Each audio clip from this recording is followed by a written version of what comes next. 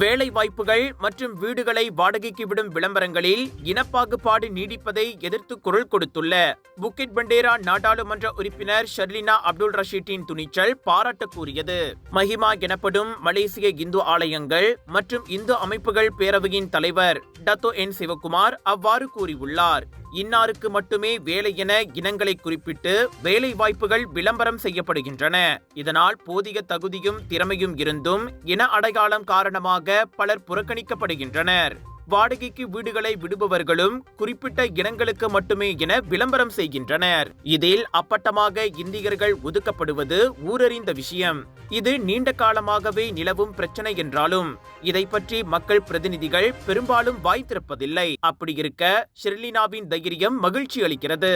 அதே சமயம் நாடாளுமன்ற உறுப்பினராக இருப்பதால் இவ்விவகாரத்தை ஷெர்லினா அங்கு எழுப்புவது இன்னும் ஆக்கப்பூர்வமானதாக இருக்கும்.